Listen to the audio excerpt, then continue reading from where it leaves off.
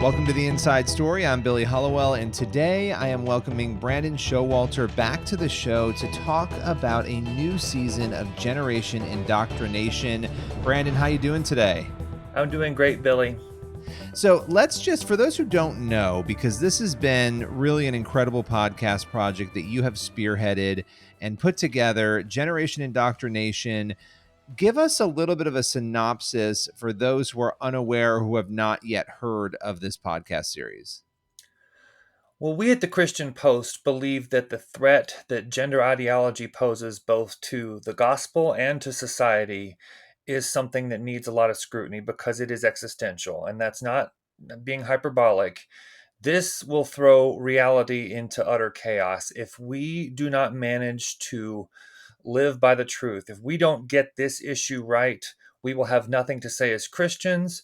But more broadly, gender ideology has unleashed what I believe and what I think my team at the Christian Post believes is one of the worst medical scandals and child abuse scandals that the world has ever seen.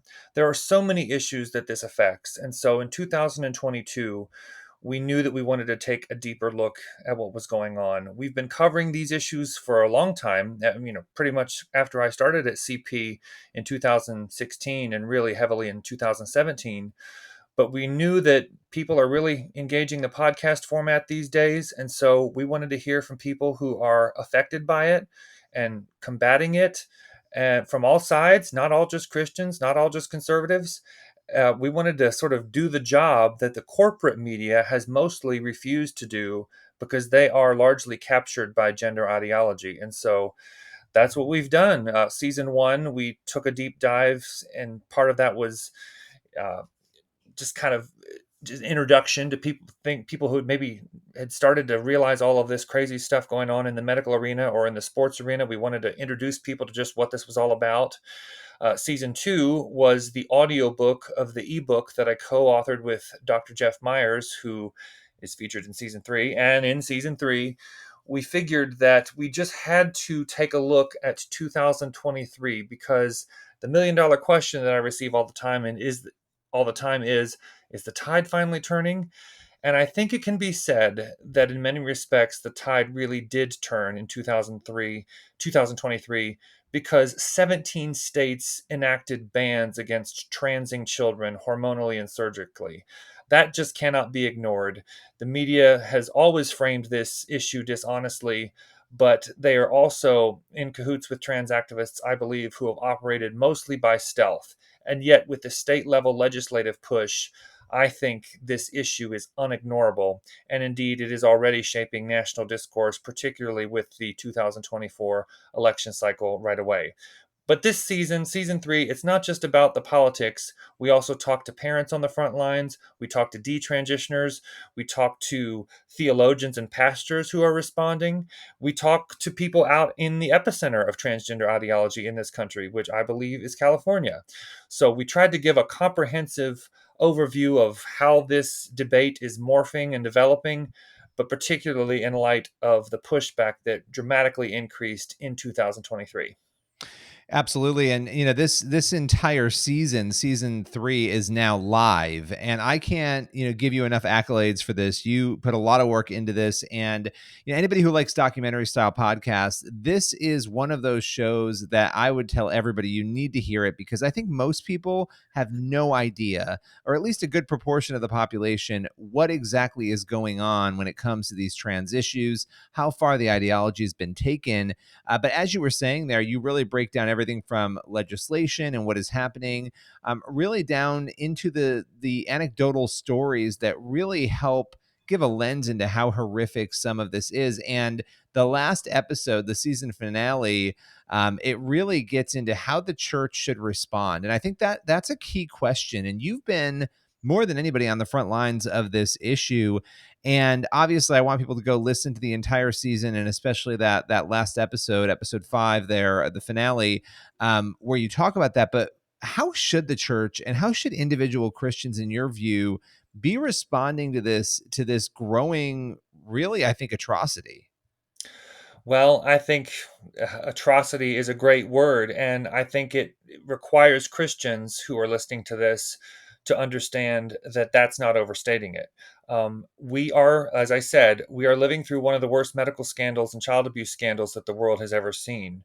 But they have not seen it because of the mass deception that has operated throughout culture and especially in the corporate press. You mentioned episode 5. Yes, that's a distinctly theological treatment where we examine a biblical worldview from some leading theologians and pastoral counselors, including a clinical a therapist, and Dr. Land, who is the Christian Post executive editor, who has a really great grasp on what's at stake here for the gospel. And I mean, he drives it home in his unmistakable style. So I would hope that everybody could listen to that final episode because we really dig into how we can respond as a church biblically. But to the atrocity point, I think it's important for Christians, especially, to humanize this issue. I think everyone should humanize this issue, but especially in light of our command to weep with those who weep and mourn with those who mourn, we have to bear the burdens of the families and the detransitioners, the people that have been victims of this cruelty, of this brutality. In episode 3, we examine how parents have been impacted, and Billy, I'm honored that you say that you would recommend this series to anyone, but we feature the comments of parents whose children have been surgically maimed and we believe drugged. And one parent who he's profiled in the Dead Name documentary, which people can still go see at deadnamedocumentary.com. His son wound up dead, and we believe because he was able to acquire cross-sex hormones. And that 19-year-old young man who believed he was quote unquote trans had cancer, and psychiatrists and doctors were willing to put him on a drug regimen and modify the treatment options. This is a medical scandal for the history books, and Christians have a history of responding to abuses of biomedical ethics, abuses of the vulnerable. This is that on steroids, literally.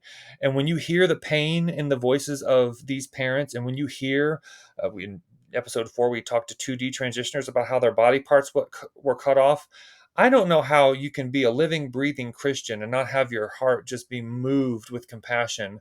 I think of Jesus, who, who had very harsh words about how you treat children. He said it would be better if a millstone were hung around the necks of people than to lead one of these little ones astray. Well, that's what's going on in our country now.